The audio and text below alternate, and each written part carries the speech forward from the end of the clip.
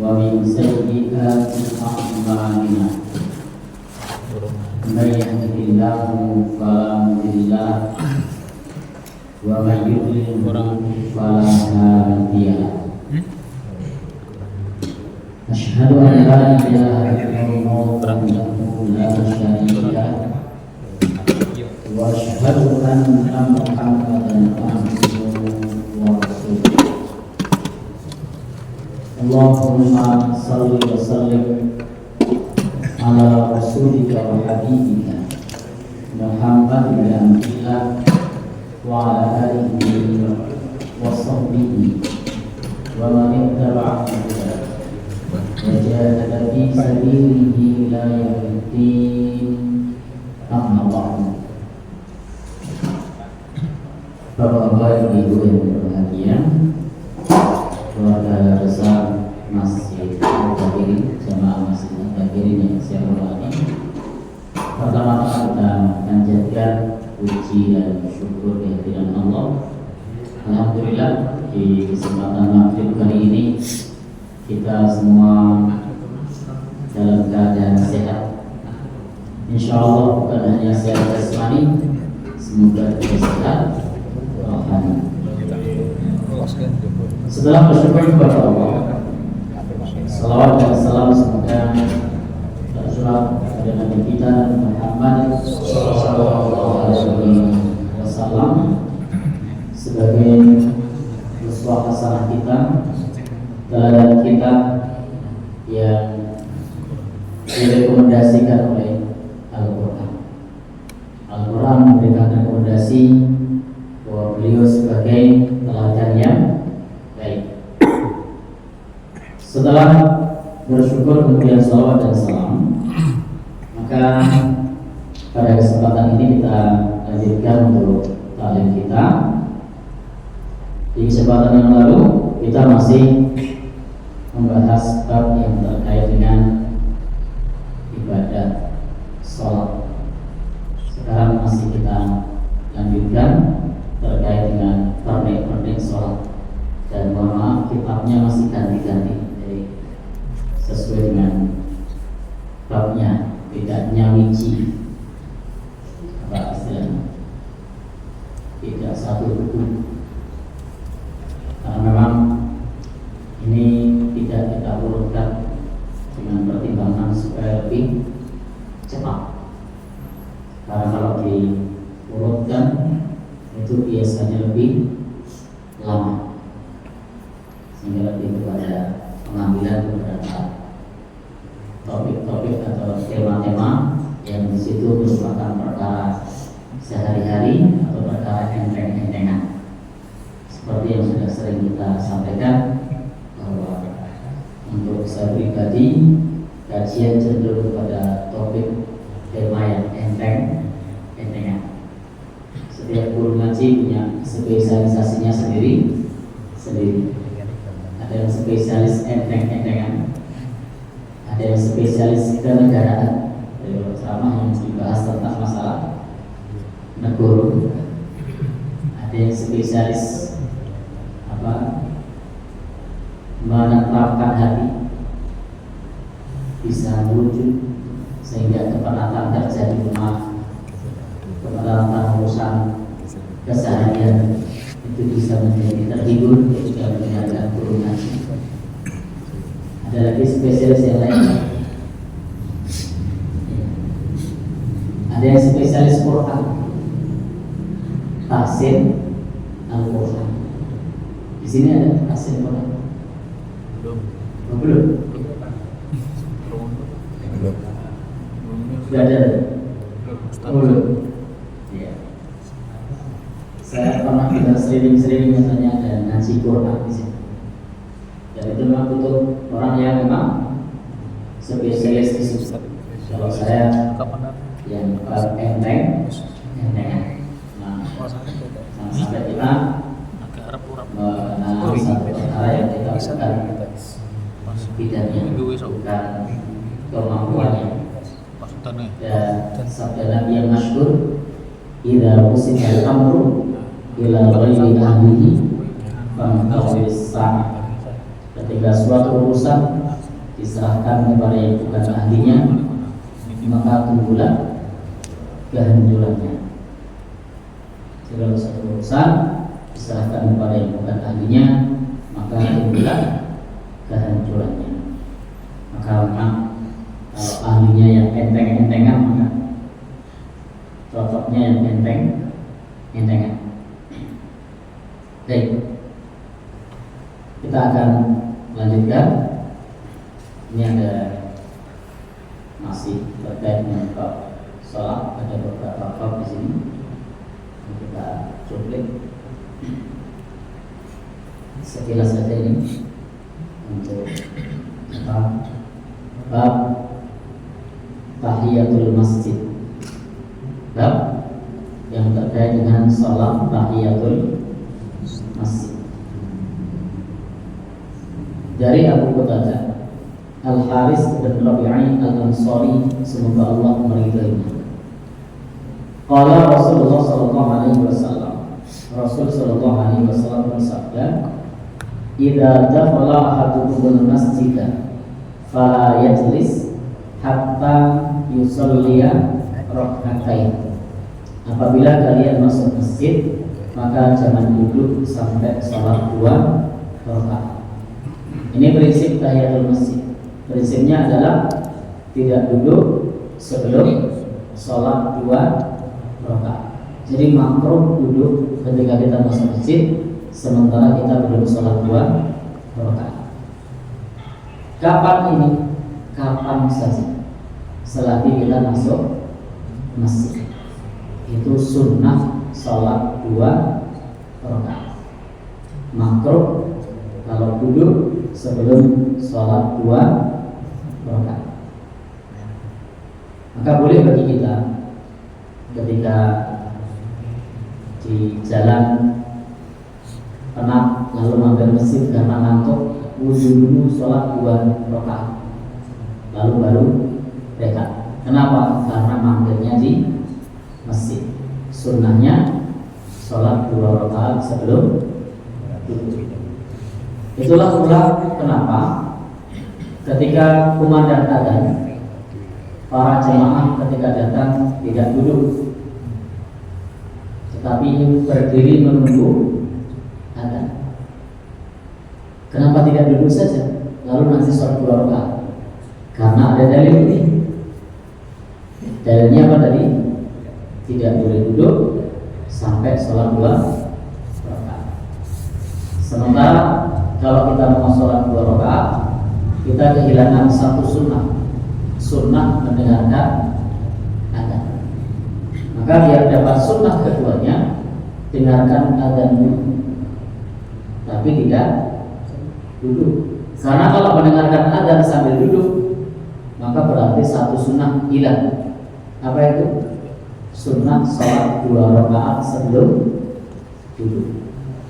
Jadi sholat tahiyatul masjid itu adalah sholat 2 rakaat sebelum duduk. Maka agar mendapatkan pahala keduanya, pada saat kita datang sementara adzan sedang berkumandang, kita mendengarkan adzan sambil berdiri. Saat mendengarkan adzan itu sambil berdiri karena supaya kita dapat tahiyatul masjid. Sehingga dapat dua-duanya, mendengarkan adzan dapat, tahiyatul masjid juga dapat. Nah, tahiyatul masjid itu tidak harus pula tahiyatul masjid. Asal itu sholat 2 rakaat, maka itu sudah mencukupi tahiyatul masjid. Jadi asal sudah 2 rakaat, maka sudah mencukupi tahiyatul masjid. Misal sholat ke masjid ini, masuk ke masjid ini, sholat duha 2 rakaat, maka itu sudah tercukupi, meskipun niatnya bukan tahiyatul masjid. Kenapa? Karena prinsip di sini adalah jangan duduk sebelum sholat 2 rakaat. Maka begitu masuk masjid sholat duha 2 rakaat lalu duduk, itu sudah tercukupi, meskipun tadi tidak ada niat tahiyatul masjid. Maka tahiyatul masjid sudah tercukupi. Niatnya kan sholat duha, otomatis dapat tahiyatul masjid. Karena tahiyatul masjid itu sholat 2 rakaat sebelum duha. Atau masuk masjid karena sudah kumandang adzan diniatkan qobliyah duhur.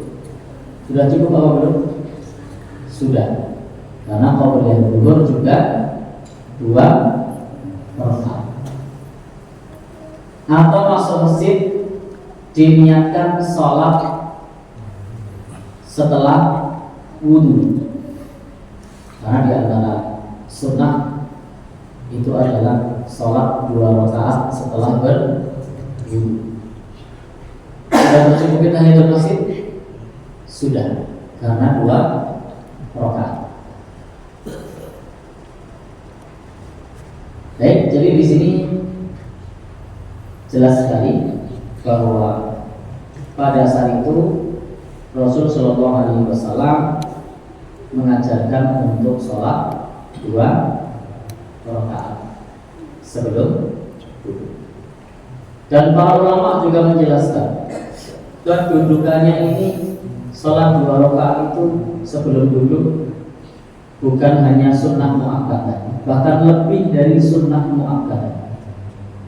Di sholat 2 rakaat sebelum duduk ini bukan hanya sunnah, tapi lebih dari sunnah, meskipun tidak sampai wajib, tetapi sebagian ulama mewajibkan.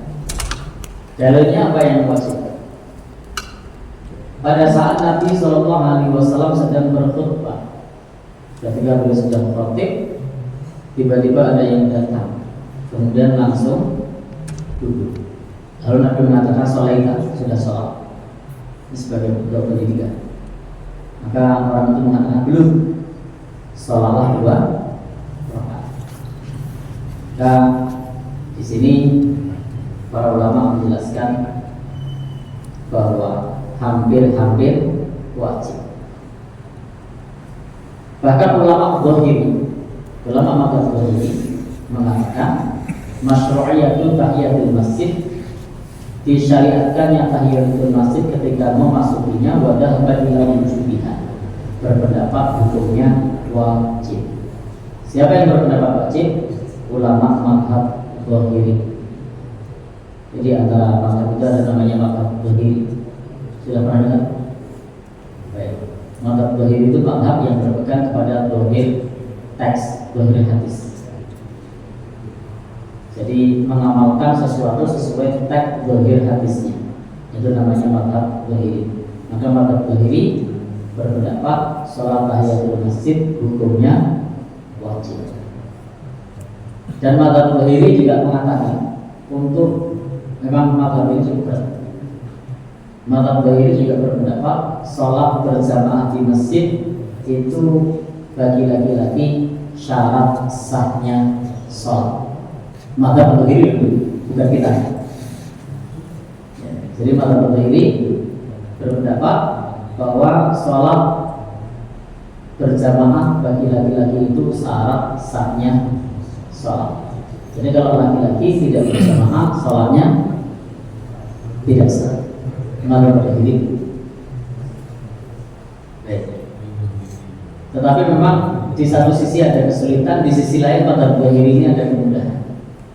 Apa di antara kemudahan mazhab Zahiri? Kalau bepergian boleh tidak puasa.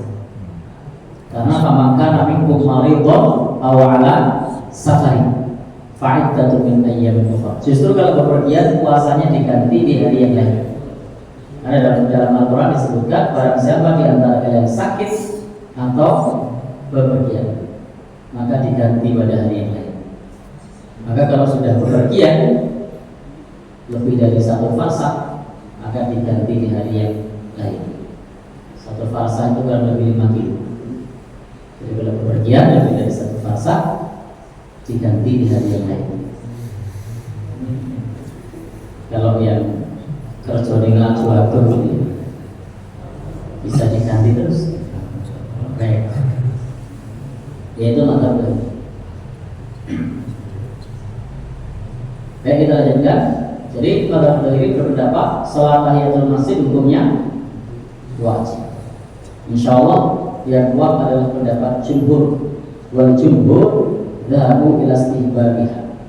Dan jumhur ulama, mayoritas ulama berpendapat hukumnya dianjurkan. Jadi hukumnya dianjurkan. Dan kapan dianjurkan? Fi kulli waqtin. Jadi dianjurkan di setiap waktu. Maka waktu kapan saja ketika kita masuk masjid, maka sunnah sholat tahiyatul masjid. Maka tidak mengapa seperti tukang sapu yang bersih-bersih masjid di sini tadi sudah berwudu, pas mau masuk nyapu sholat 2 rakaat. Lalu kemudian sapu bersih-bersih sampai di luar, sampahnya di luar, masuk lagi sholat 2 rakaat. Karena ini di setiap waktu. Kalau mau ngamalkan begitu ya sholat. Nah, sunnah. Begitu sudah di luar, masuk lagi mau ngelipeti sajadah. Kemudian keluar lagi, masuk lagi mau ngapain? Ambil kunci ya. Ya. Ambil kunci yang lupa. Sholat lagi 2 rakaat. Itu sunnah. Boleh kalau mau diamalkan seperti itu. Kalau bapak-bapak, ibu-ibu ada yang mau mengamalkan begitu, monggo. Yang penting tidak memberatkan. Karena inti dari tahiyatul masjid begitu. Maka disinilah karena dianjurkan sholat 2 rakaat, maka masuk masjid itu sunnahnya berwudu terlebih dahulu. Karena tidak mungkin orang sholat tahiyatul masjid tanpa berwudu. Sehingga orang masuk masjid itu sunnahnya berwudu dulu. Bagaimana mungkin orang akan masuk masjid sholat 2 rakaat sementara dia belum berwudu? La tayamum, ya nek ora banyu. Kalau ada air maka berwudu. Nah, kalau sakit itu pengecualian, memang persyariatan tayamum untuk orang yang sakit ketika tidak ada air. Maka selagi dalam situasi normal, kalau mau masuk masjid maka berwudu terlebih dahulu. Maka dalil sholat tahiyatul masjid itu juga sekaligus dalil sunnah berwudu sebelum masuk masjid. Jadi ini juga dalil sunnah berwudu sebelum masuk masjid. Maka kalau kita mau masuk masjid kapan saja berwudu terlebih dahulu. Dan ini bentuk menghormati masjid sebagai tempat yang suci. Maka dianjurkan orang yang masuk di dalamnya adalah orang yang sudah bersuci. Dengan apa cara bersucinya? Berwudu terlebih dahulu. Kalau tidak berwudu berarti belum bersuci dan tidak mungkin bisa sholat tahiyatul masjid. Tetapi tahiyatul masjid ini hanya disyariatkan di luar putaran tawaf. Kalau kita masuk ke putaran tawaf, sunnahnya bukan tahiyatul masjid. Sunnahnya adalah tawaf. Jadi tawaf itu sebagai pengganti tahiyatul masjid. Jadi sholat itu sebagai pengganti tahiyatul masjid. Maka kalau Bapak Ibu tidak haji atau umroh, kalau sudah tawaf maka itu sudah mencukupi tahiyatul masjid. Dan memang tawaf itu sebagai bentuk menghormati Masjidil Haram. Dalam hal ini adalah Ka'bah al-Musyarrafah. Maka nanti Bapak Ibu ketika tidak haji atau umroh dan ada di Masjidil Haram, lihat yang kita tuju di mana. Kalau kita tuju adalah di bangunan masjidnya, maka tidak mengapa disebut sholat tahiyatul masjid. Tapi begitu masuk putaran tawaf, maka cara penghormatannya tawaf. Cara penghormatannya adalah tawaf. Dan tawaf ini hukumnya apa? Sunnah. Kalau tawaf yang wajib itu ketika kedatangan yang pertama. Baik. Sehingga di sini bagi Bapak Ibu yang hadir di Masjidil Haram ketika sudah bertawaf, sudah mencukupi tahiyatul masjid. Baik Bapak dan Saudara yang berbahagia dirahmati Allah Subhanahu wa taala. Dan di sini untuk orang yang hendak mendengarkan khutbah Jumat pun tetap dianjurkan untuk sholat tahiyatul masjid. Tidak berlaku kaidah wajib sunnah karena ada dalil khusus. Jadi kaidah umum itu ketika bertemu dengan dalil khusus, maka yang dimenangkan adalah dalil khusus. Kaidah umumnya apa? Kalau ada yang wajib sama yang sunnah, maka dahulukan yang wajib. Jadi kalau pada prinsip kaidah mendengarkan khutbah hukumnya wajib, salat tahiyatul masjid hukumnya sunnah. Maka secara kaidah itu pada saat kita hadir dengarkan khutbah tidak perlu tahiyatul masjid.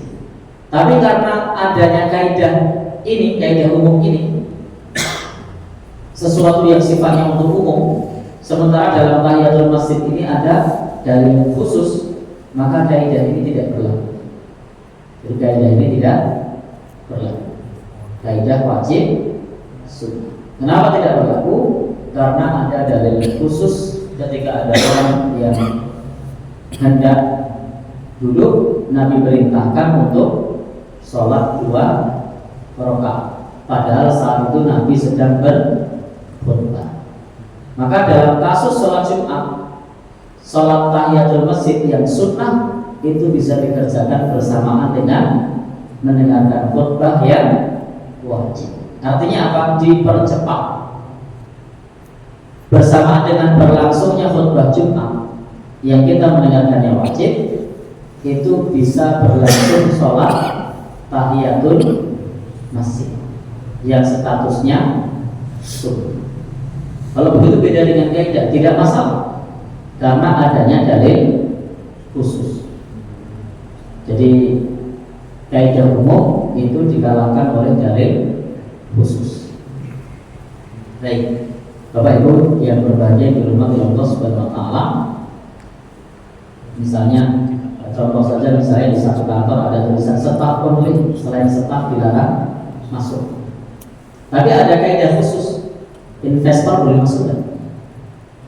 Iya, juragani sendiri yang mampu. Nanti jangan-jangan juragani yang mampu, selain karyawan dilarang masuk, jadi juragan. Berarti juragani ini ikut aturan umum atau khusus? Khusus. Jadi aturannya selain karyawan dilarang masuk itu umum. Tapi ternyata ada yang khusus di situ. Siapa? Sing duwe. Sing duwe karyawan bukan? Bukan. Juragani? Bukan. Pemodalnya? Bukan. Itu khusus. Jadi itu untuk memudahkan memahami saja. Seperti tadi ada yang wajib, ada yang sunnah. Mestinya dahulukan yang wajib, kemudian kita tinggalkan yang sunnah karena bersamaan. Tapi karena ada dalil khusus, maka meskipun itu sunnah, itu tetap kita jalankan. Baik, kita lanjutkan. Ikhtilaful ulama. Para ulama berbeda pendapat. Jadi para ulama berbeda pendapat mengenai sholat tahiyatul masjid ini, atau juga sholat yang ada sebabnya. Sholat tahiyatul masjid itu sholat yang ada sebabnya. Jadi ada beberapa sholat sunnah itu ada sebabnya. Contohnya sholat sunnah yang ada sebabnya adalah tahiyatul masjid. Apa sebabnya? Masuk masjid. Ada lagi sholat sunnah yang ada sebabnya yang lain. Sholat jenazah. Sebabnya apa? Adanya jenazah. Ada lagi sholat gerhana. Sebabnya apa? Adanya gerhana. Maka sholat-sholat semacam ini namanya sholat adanya sebab. Sholat sunnah atau sholat kalau tadi jenazah fardu kifayah karena adanya satu sebab.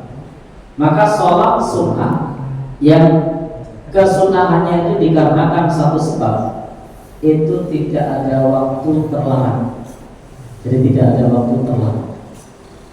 Jadi andai Bapak Ibu datang ke masjid, sementara ketika datang ke masjid itu waktunya setelah sholat asar, boleh tidak tahiyatul masjid? Boleh, karena ada sebabnya. Apa sebabnya tadi? Masuk masjid. Meskipun di sini para ulama berbeda pendapat. Pendapat yang pertama, bahwasanya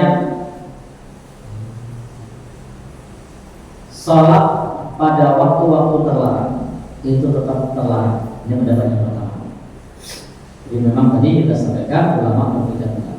Contohnya adalah ulama mazhab Hanafi dan ulama mazhab Hambali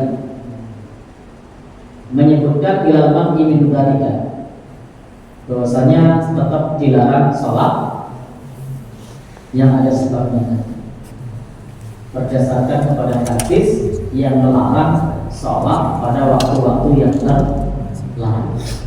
Sehingga dalam pandangan mazhab Hanafi dan mazhab Hambali, sholat tahiyatul masjid setelah asar itu tidak boleh. Kenapa? Karena keumuman dalil larangan. Apa dalilnya? La sholata ba'da subhi hatta tatlu asy-syams. Tidak sholat sunnah sesudah subuh sampai matahari terbit. Wala sholata ba'dal asri hatta taghiba asy-syams. Dan tidak ada sholat sesudah asar sampai matahari tenggelam. Sebagaimana hadis tentang larangan ini, juga dilarang pula sholat pada saat matahari di atas kepala. Karena di sini hadisnya salah susa'atin karena Rasulullah Shallallahu Alaihi Wasallam yang hana an nusalliya fihinna. Ada 3 waktu yang dulu Rasul Shallallahu Alaihi Wasallam melarang kita untuk sholat. Jadi 3 waktu itu Rasul melarang kita untuk sholat sunnah. Kapan? Setelah subuh. Yang kedua, matahari di atas kepala. Yang ketiga, sesudah asar sampai tenggelamnya matahari. Itu 3 waktu yang terlarang. Waktu yang terlarang ini juga dilarang pula untuk memakamkan jenazah di waktu itu. Kapan? Saat matahari terbit, saat matahari di atas kepala, saat matahari tenggelam. Itu dilarang memakamkan jenazah. Kalau Bapak Ibu kalau mau membuat jam pemakaman itu perlu diperhatikan. Yang sering dilanggar itu jam 11. Padahal jam 11 di tempat kita biasanya matahari di atas kepala. Maka hindari memakamkan jam 11. Kalau pelanggaran di waktu setelah subuh jarang. Memakamkan waktu terbitnya matahari, kita belum pernah dengar. Kapan? Dimakamkan jam 5 esok, belum tahu. Tapi kalau dimakamkan jam 11, ada enggak? Sering. Itu dilarang. Karena matahari di atas kepala. Dan penting bagi Bapak Ibu untuk melakukan nahi munkar, untuk melakukan pencegahan kalau mengetahui seperti itu. Ya? Oh, belum tahu. Ya. Jadi dicegah, dimasukkan. Nanti dicek jadwal sebelum matahari di atas kepala saudara. Berakhirnya waktu duha itu ketika matahari di atas kepala. Itu juga sama halnya dilarang untuk memakamkan jenazah, dilarang salat sunnah sampai masuk waktu zuhur. Jadi kalau setelah zuhur malah tidak apa-apa. Atau sebelum matahari di atas kepala, jam 10 sekalian, atau malah jam 1 sekalian. Karena ada waktu yang terlarang. Kalau yang saya saksikan di beberapa tempat, termasuk juga kalau mendengarkan pengumuman pemakaman jenazah, itu biasanya jam 11. Itu pelanggaran yang paling sering. Kalau jenazah badai kasarnya akan waktu maghrib belum tahu.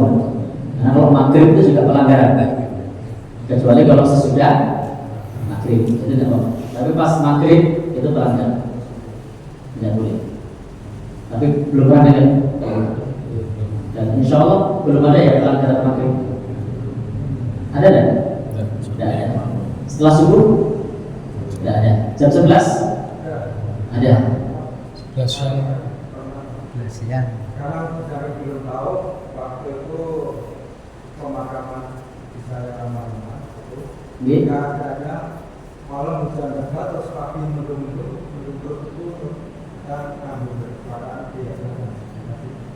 Oh ya, tidak ada hukum bagi orang yang tidak tahu. Baik. Oh, ketika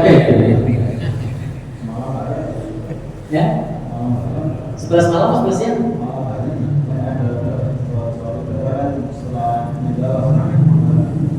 Kalau malam boleh dimakamkan malam boleh. Yang tidak boleh kalau matahari di atas kepala. Larang memakamkan tempat tiga.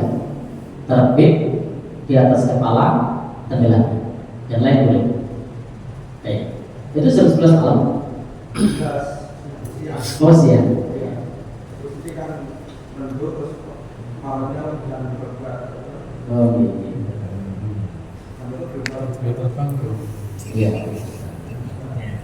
Akhirnya belum.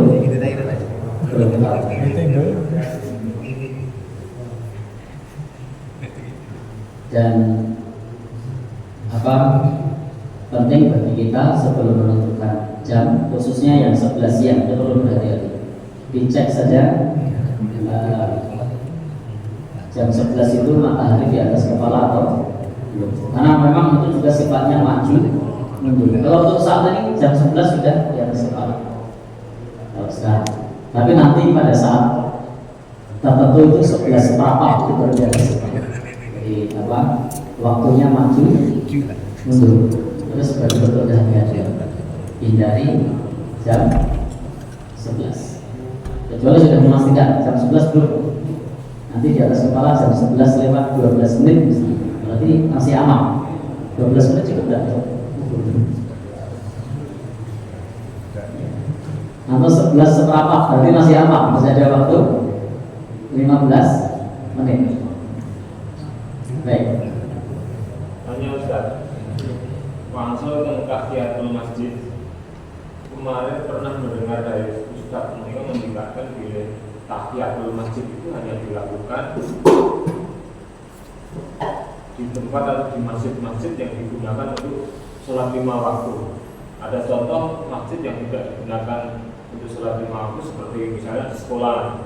Di sekolah itu kan biasanya yang dipakai untuk jamaah zuhur dan asar sebagai contoh. Sedangkan subuh, maghrib dan isya tidak. Maka di tempat di masjid seperti itu katanya tidak bisa untuk sholat tahiyatul masjid. Betul atau salah? Baik, terima kasih. Jadi pengertian masjid itu adalah bangunan yang digunakan untuk sholat. Hanya saja masjid itu ada dua, masjid jami sama masjid biasa. Masjid jami itu masjid yang digunakan untuk sholat Jumat, dan masjid-masjid yang tidak digunakan untuk sholat Jumat. Maka masjid yang tidak digunakan untuk sholat Jumat tetap dianjurkan untuk tahiyatul masjid. Tetap dianjurkan untuk tahiyatul masjid. Yang tidak itu musola di rumah, tidak.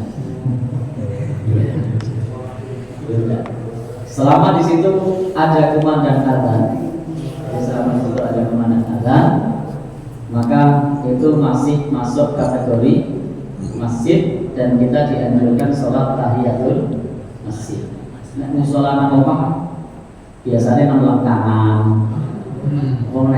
di antara perpustakaan, nyekat ruang tamu, kemudian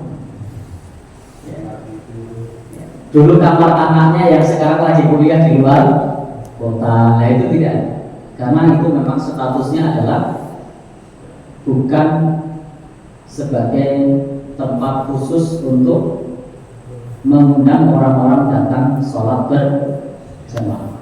Maka selagi itu tempat untuk berkumpul orang-orang untuk sholat berjamaah, maka statusnya itu adalah masjid dan tetap dianjurkan untuk tahiyatul masjid. Karena masjid itu yang digunakan untuk sholat Jumat namanya masjid jami, yang tidak digunakan untuk sholat Jumat itu masjid juga. Hanya di tempat kita memang ada istilah lokal, musola, langgar, surau, itu istilah lokal. Itu bahasa Arabnya juga masjid, dan itu tetap statusnya sebagai masjid.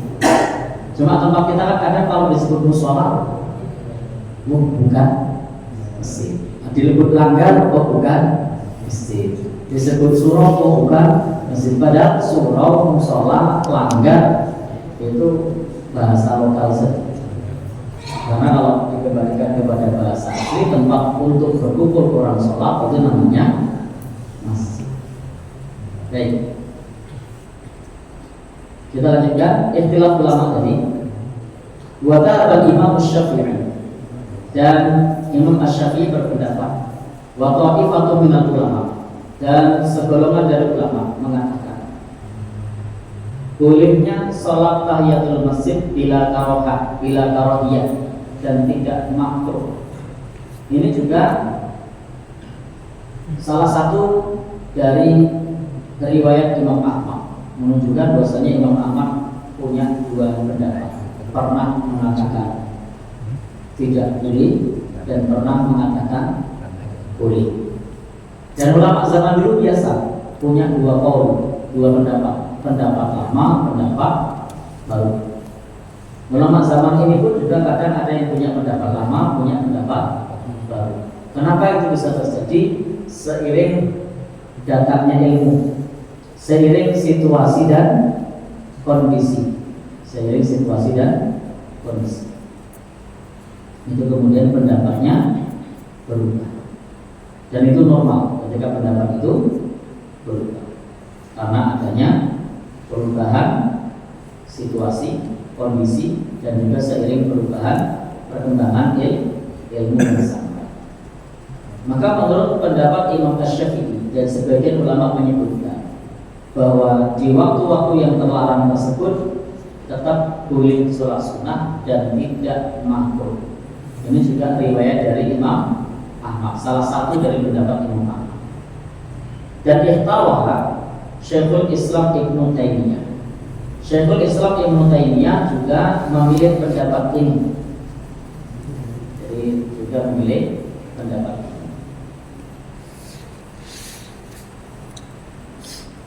Sehingga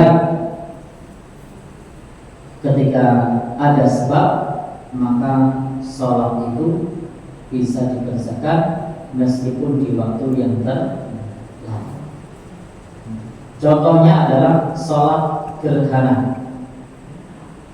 Sholat gerhananya di waktu yang terlarang. Gerhana itu tidak bisa kemudian waktunya di waktu-waktu yang tertentu. Kadang-kadang waktunya terlarang pas sebelum zuhur. Mungkin tidak gerhana sebelum zuhur, mungkin gerhana setelah asar, mungkin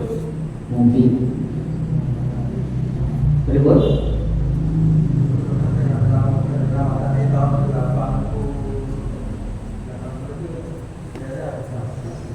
Ya, itu zaman lahir Kulon. Soalnya saya dulu diceritani yang ini zaman Coblon itu kalau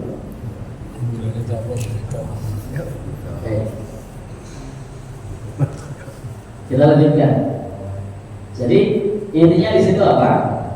Karena ada sebab gerhana, maka tetap menjalankan sholat gerhana meskipun di situ di waktu-waktu yang terlarang. Demikian pula sholat jenazah. Sholat jenazah ini hukumnya sebenarnya juga bukan sunnah, tapi fardu kifayah. Boleh tidak dikerjakan sholat jenazah setelah asar? Boleh. Boleh tidak sholat jenazah setelah subuh? Boleh. Jadi boleh kalau mau sholat jenazah meskipun waktunya setelah asar. Boleh sholat jenazah meskipun waktunya setelah subuh. Malah bagi teman-teman yang nanti tidak haji atau umroh, itu kalau di Masjidil Haram atau Masjid Nabawi setiap kali selesai sholat 5 waktu, selagi di situ ada jenazah, maka akan sholat jenazah meskipun waktunya setelah subuh. Sehingga sudah hafal jamaah biasanya as-salatu ala abwab, sudah. Setelah itu kemudian sholat meskipun waktunya setelah subuh. Sehingga meskipun jemaah yang di belakang itu tidak tahu di depan ada jenazah atau tidak, itu biasanya tidak akan meninggalkan tempat zikir sebelum sholat jenazah. Karena memang kebiasaan orang sana menyolatkan jenazah di masjid untuk didoakan oleh orang banyak. Dan Nabi sendiri mengatakan jenazah mana saja atau mayit mana saja yang dimintakan ampun oleh 100 orang, maka Allah akan mengampuni dosanya. Kalau di Masjidil Haram ada berapa orang? Iya. Baik. Kalau di Masjid Nabawi juga banyak. Maka bagus juga perlu dibiasakan supaya banyak ya nyolati dibawa ke masjid. Di kampung sini bisa dibawa ke Masjid Al-Zain. Tapi orang 100 orang. Ya kalau tidak 100 ya 40. Kalau disolatkan oleh 40 orang, la yusyrikuna billah, 40 orang yang tidak menyekutukan Allah, maka insya Allah akan diberikan syafaat, dosanya akan diampuni. Yang bagus itu kampung Koripah, itu yang apa namanya tempatnya Mbah Jalal itu. Itu kalau ada orang takziah, semuanya diarahkan untuk sholat, diarahkan untuk sholat, sehingga sholat itu sampai imam, jadi disebut sama Ramadhan Coroni, imam ingkang kaping 3 doso. Jadi imamnya wis 30, yakin bisa nyolati lewat 40. Wong imamnya wis 30. Imam ingkang kaping 50 doso, berarti dipun imami kalian Pak Arifin. Cuma kan Pak Arifin kasuman gak ada. Wis nomor 40 imam. Berarti saya nyolati lewat saka 40. Imam ingkang kaping 50 doso iku berarti dipun imami kalian Pak Suki. Berarti wis cedok lewat Ibadah kota standar. di rumah? Buat di rumah juga ya, kalau bisa. Atau kalau mau di masjid ya, itu nanti takziah, yang takziah diarahkan ke masjid nyolakkan dulu. Tapi bubar tidak oleh tempat kita. Monggo kita tidak ke masjid nyolakkan jenazah bubar betul. Jadi tidak apa-apa ketika pas pemberangkatan dibawa ke masjid, semua jemaah nyolakkan di semua yang apa takziah nyolakkan di masjid. Kira-kira bubar boleh atau nyolakkan? Mulai Pak. Boleh. Kok saya tidak yakin? Karena saya pernah takziah di daerah Prambanan, masih Jogja. Saya takziah di sana. Pada saat mau memakamkan itu sudah diumumkan, dimohon kepada seluruh jamaah yang bersejodoh untuk menyolatkan jenazah di masjid sisi tengah kira melengkung 300 meter. Jadi begitu mau pemberangkatan itu semua sudah dikondisikan pada berbeda. Lalu berangkat ke masjid, disolatkan di masjid itu dan tidak bubar. Itu masih Jogja. Tidak bubar. Saya bubar itu bapak-bapak penuh full. Kedua,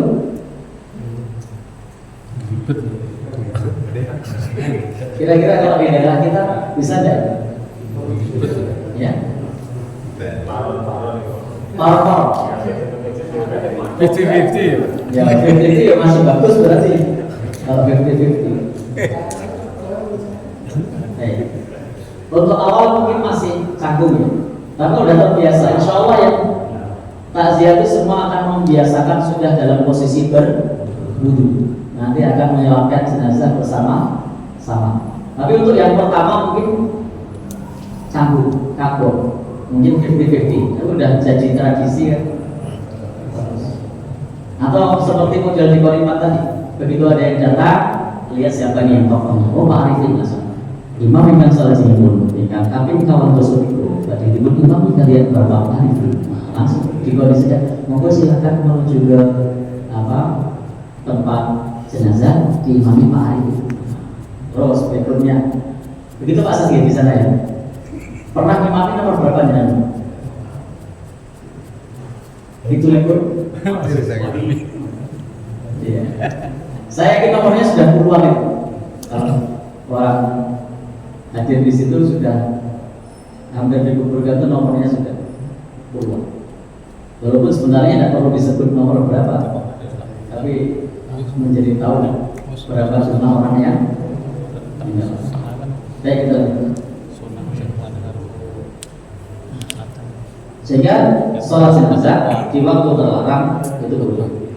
Sholat tahiyatul masjid di waktu terlarang itu boleh. Sholat kusuf di waktu terlarang itu boleh. Sholat gerhana, sholat jenazah, sholat tahiyatul masjid menurut pandangan para ulama. Dan tadi kita sudah sampaikan dalam hal ini ulama berbeda pendapat. Silakan diamalkan sesuai dengan pendapat dan pandangannya masing-masing. Kalau saya pribadi termasuk yang condong kepada pandangan bahwa sholat tahiyatul masjid bisa dikerjakan meskipun pada waktu-waktu yang terlarang, karena termasuk sholat yang ada setelahnya. Baik, tidak ada pertanyaan? Ada.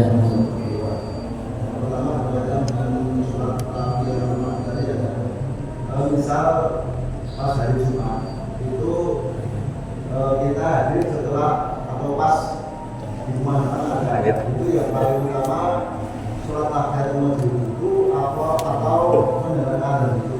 Yang kedua, misal kita hadir setelah sholat jamaah selesai, itu kita langsung sholat wajibnya atau sholat tahiyatul masjid. Yang pertama, pada saat kita hari Jumat dan kumandang adzan untuk sholat Jumat, mana yang perlu didahulukan? Tahiyatul masjid atau sholat mendengarkan adzan? Jadi tahiyatul masjid atau mendengarkan? Ini kedudukannya sama. Idza tasahamal adatul masalih, apabila ada berdesakan sejumlah amal saleh yang kedudukannya sama. Mendengarkan adzan itu sunnah, tahiyatul masjid itu sunnah. Mendengarkan khutbah wajib. Maka pakai kaidah ini. Idza tazahama adatul masalih, iktafa bi idahuma al-akhar. Ambil satu, kemudian tinggalkan yang lain. Mana yang kita ambil? Yang kita ambil tahiyatul masjid bersamaan dengan kumandang adzan. Karena tadi kaidahnya kalau ada sejumlah amal sholat yang kedudukannya sama dan tidak mungkin dikerjakan semuanya, maka pilih satu, habiskan yang lain. Yang paling mungkin adzan tetap berjalan dan kita sholat tahiyatul. Yang kedua, kalau sudah masuk waktu sholat atau jamaah sholat sudah selesai, kaidahnya adalah kita uqimatus sholat pada sholat ilal maktubah.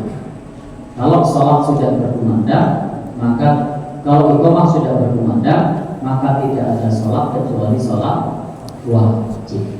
Kecuali nanti dengan ketika hadir itu justru malah saat sudah tidak ada orang di situ, itu silakan saja kalau mau sholat tahiyatul masjid. Selagi masih ada yang masbuk di situ, selagi masih kita menjadikan salah satu itu menjadi imam, maka utamakan sholat berjamaah. Karena kaidahnya adalah idza uqimatis shalah fala sholata illal maktubah. Kalau sudah iqamah, tidak ada sholat sunnah lagi, yang ada adalah sholat wajib. Bahkan ada pun jenengan lagi sholat tahiyatul masjid baru dapat satu rakaat lalu iqamah, maka tahiyatul masjidnya dibatalkan karena kumandang iqamah.